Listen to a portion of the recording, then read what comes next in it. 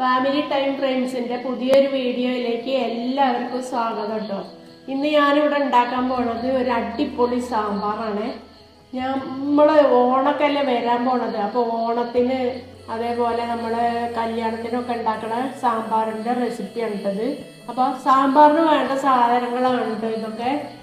മുരിങ്ങാക്കായ എടുത്തിട്ടുണ്ട്, വെണ്ടയ്ക്ക, തക്കാളി, വഴുതനങ്ങ, മത്തൻ, സവാള, ക്യാരറ്റ്, കിഴങ്ങ്, ഇത്രയും സാധനങ്ങളാണ് ഞാൻ എടുക്കുന്നത് കേട്ടോ. ഇനി ഇതിൽ നമുക്ക് കുമ്പളങ്ങ വേണമെങ്കിൽ കൂട്ടാം, വെള്ളരിക്ക, കുമ്പളങ്ങ ഇതൊക്കെ കൂട്ടട്ടോ, കായ കൂട്ടാം, ഒക്കെ കൂട്ടാൻ. പക്ഷെ ഞാൻ ഇത്രയും സാധനങ്ങൾ എടുത്തിട്ടുള്ളൂ കേട്ടോ. എൻ്റെ അടുത്ത് കുമ്പളങ്ങയൊന്നും ഇല്ലപ്പോൾ, അപ്പോൾ ഉള്ള ഇതുകൊണ്ട് ഞാൻ ഉണ്ടാക്കുകയാണ്. അതിന് ഈ തേങ്ങയൊക്കെ ഒന്ന് വറുത്തെടുക്കണം. നമുക്ക് കറിവേപ്പിലൊക്കെ ഇട്ടുകൊണ്ട് നന്നായിട്ടൊന്ന് വറുത്തെടുക്കണം. അപ്പോൾ നമുക്ക് ഇതിൻ്റെ പണി തുടങ്ങാം.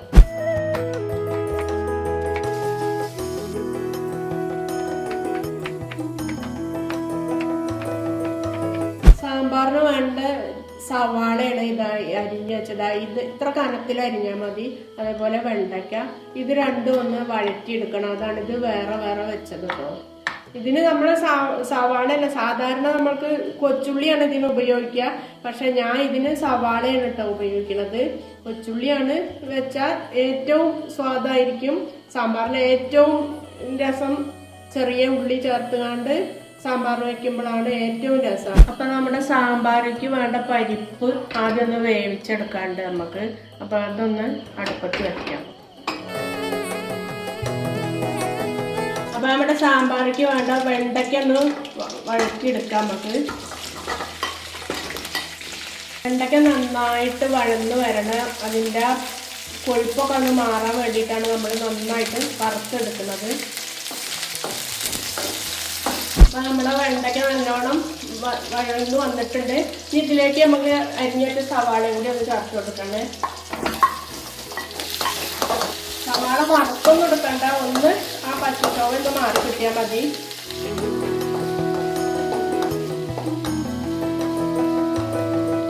ഇവിടെ നന്നായിട്ട് വെന്ത് വന്നിട്ടുണ്ട്. ഇനി ഈ പരിപ്പിനെ നമുക്കൊന്ന് നന്നായിട്ട് ഉടച്ചെടുക്കാം. ഇതേപോലെ നന്നായിട്ട് ഉടച്ചെടുക്കണം. ഇതിലേക്ക് നമുക്ക് ആവശ്യമുള്ള വെള്ളം ഒഴിച്ചു കൊടുക്കുകയാണ് കേട്ടോ. വെള്ളം ഒഴിച്ചിട്ട് നന്നാക്കി ഇങ്ങനെ ഇളക്കി കൊടുക്കണം. ഇതിലേക്ക് ഞാൻ ഈ വെണ്ടയ്ക്കയും സവാളയും കൂടി വഴറ്റി വെച്ചത് ഇട്ട് കൊടുക്കുകയാണ്.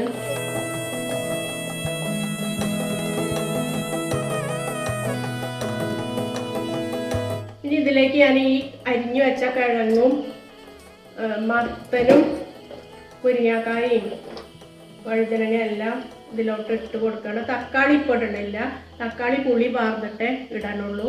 ഇത് മാത്രം ഇവിടെ ഇട്ടിട്ട് ഇതൊന്ന് ലേശം മഞ്ഞൾപ്പൊടി മാത്രമേ ഇതിലിപ്പോൾ ഇടുള്ളൂ കേട്ടോ. ഇതിൽ ഒരു സ്പൂൺ മഞ്ഞൾപ്പൊടി ഞാൻ ചേർത്ത് കൊടുക്കുന്നുണ്ട്. ഇത് മാത്രം ഇട്ടാൽ മതി. ഇപ്പോൾ ബാക്കി പൊടികളൊക്കെ നമുക്ക് തേങ്ങ വറക്കുമ്പോൾ അതിൽ കൂട്ടിയിട്ട് എടുക്കുക. ഇതിലേക്ക് ആവശ്യമുള്ള ഉപ്പും ചേർത്ത് കൊടുക്കുന്നുണ്ട്.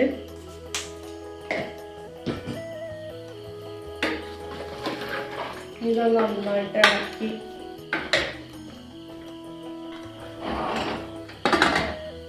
ഇതിവിടെ കിടന്ന് വേകട്ടെ. നമ്മുടെ എണ്ണ ചൂടായി വന്നിട്ട് ഇതിലേക്ക് ഞാൻ 1 ടീസ്പൂണ് ഉലുവ ഇടുകയാണ്. ഇത് നന്നായിട്ട് പൊട്ടിയെടുത്ത് ഇതിലോട്ട് നാളികേരം ഇടണം. ഈ നാളികേരം നമുക്ക് നന്നായിട്ട് വറുത്തെടുക്കണം. നാളികേരം വറുത്തരച്ച സാമ്പാറാണ് കേട്ടോ ഞാൻ വെക്കാൻ പോണത്. അപ്പോൾ ഇത് നല്ലോണം ചുമന്ന കളറിൽ വറുത്തെടുക്കണം. അരിയാതെ ഇളക്കിക്കൊണ്ടേയിരിക്കണം. തേങ്ങ വറുക്കണതിൻ്റെ കൂട്ടത്തിൽ കുറച്ച് ചെറിയ ഉള്ളിയും 2 വെളുത്തുള്ളിയും കൂടി ഇട്ട് കൊടുക്കണേ. ഇത് ഇതിൻ്റെ കൂടെ കിടന്ന് നന്നായിട്ടൊന്ന് കഴിയട്ടെ. അപ്പോൾ നമ്മുടെ നാളികേരം നന്നായിട്ട് മൂത്ത് വന്നിട്ടുണ്ട്. ഇതിലേക്ക് ഇനി നമുക്ക് പൊടി ചേർത്ത് കൊടുക്കാം. ഇതിൽ ഞാൻ 3 ടീസ്പൂണ് മല്ലിപ്പൊടിയാണ് എടുത്തേക്കണത്. ഇതും 2 ടീസ്പൂൺ മുളക് പൊടി ഇട്ടിട്ടുണ്ട്. ഇതും കൂടി ഈ കൂട്ടത്തിലൊന്ന് വഴറ്റിയെടുക്കാം. അതിൻ്റെ പച്ചമുളക് ഒന്ന് പോണ വരെ ഒന്ന് വഴറ്റിയെടുക്കാം. അതിൻ്റെ കൂടെ ഞാൻ 2 കായത്തിൻ്റെ കഷ്ണം വറുത്ത് വെച്ചതാണ്. ഇതും കൂടി ഇട്ട് കൊടുക്കണുണ്ട് കേട്ടോ. കായാണ്. കായ ഞാൻ കഷ്ണം മുറിച്ച് വറുത്തെടുത്തതാണ്. ഞാൻ ഉപയോഗിക്കുന്ന കായ ഇതാണ്. ഈ കായാണ് ഞാൻ കഷ്ണമാക്കി എടുത്തിട്ട് വറുത്തെടുത്ത് വെക്കലാണ്. ആവശ്യം നേരത്ത് നമുക്ക് ഇതിൻ്റെ കൂടെ പൊടിച്ച് കൂട്ടിയാൽ മതിയല്ലോ. പൊടിക്കായ ഒരിക്കലും സാമ്പാറിൽ ചേർക്കരുത്, അത് ഒരു ടേസ്റ്റ് കിട്ടൂല. അപ്പം ഇങ്ങനത്തെ കായം തന്നെ എല്ലാവരും വാങ്ങുക. അപ്പം ഇത് പൊടിയൊക്കെ ശരിയായിട്ട് വന്നിട്ടുണ്ടെങ്കിൽ നമുക്കിതൊന്ന് ഓഫ് ചെയ്യാം. അത് ചൂടാറിയിട്ട് നന്നായിട്ട് അരച്ചെടുക്കണം. ഇത് അപ്പോൾ നമ്മുടെ കഷ്ണങ്ങളൊക്കെ എന്തായിന്നൊന്ന് നോക്കാം. സാമ്പാറിൻ്റെ കഷ്ണങ്ങളൊക്കെ എന്തായിന്നൊന്ന് നോക്കാം കേട്ടോ.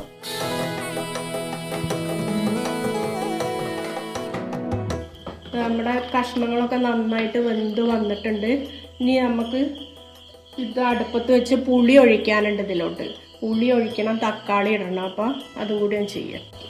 ഇതിലേക്ക് ഈ പുളിയൊന്ന് ഒഴിച്ചു കൊടുക്കണ്ടേ.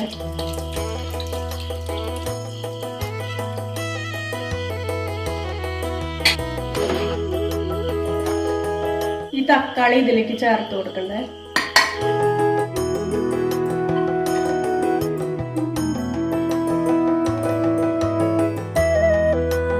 ഇതൊന്ന് തിളച്ചു വരട്ടെ.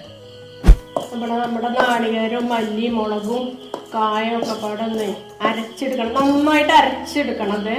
ഇതിൻ്റെ കൂടെ ഒരു 2 മണി ജീരകം കൂടി ഇടണം കേട്ടോ. ജീരകം വേണ്ടവർക്ക് ഇട്ടാൽ മതി കേട്ടോ. ജീരകത്തിൻ്റെ ഒരു ചെറിയൊരു ചുവ ഉണ്ടാവണം, നല്ലതാണ്. നന്നാക്കിയിട്ടൊന്ന് അരച്ചെടുക്കട്ടെ. അരച്ച് വെച്ച നാളികേരം ഇതിൽ ചേർത്ത് കൊടുക്കേ.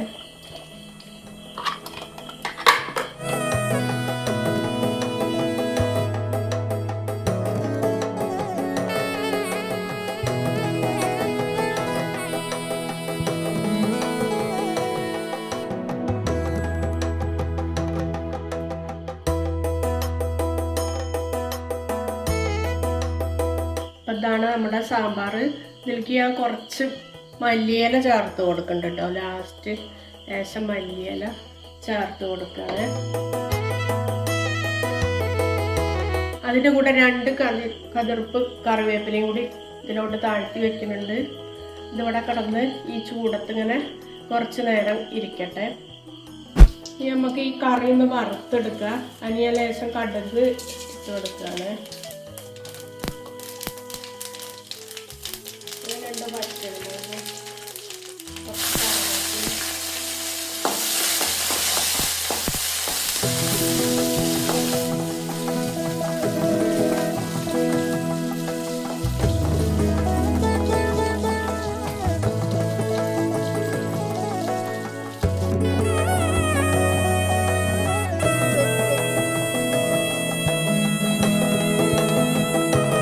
നമ്മുടെ സാമ്പാർ ഇവിടെ റെഡിയായി. എല്ലാവരും ഇതേപോലെ ഒന്ന് ഉണ്ടാക്കിയിട്ട് നിങ്ങളുടെ നാട്ടിലൊക്കെ എങ്ങനെയാണ് ഉണ്ടാക്കണമെന്ന് നിങ്ങളുടെ വിലയേറിയ അഭിപ്രായങ്ങൾ നമ്മുടെ കമൻറ്റ് ബോക്സിൽ ഇടണേ. എല്ലാവരും ഈ വീഡിയോ ഒക്കെ കണ്ട് ഇഷ്ടപ്പെട്ട എല്ലാവരും ലൈക്ക് ചെയ്യാനും ഷെയർ ചെയ്യാനൊന്നും മറക്കരുതേ.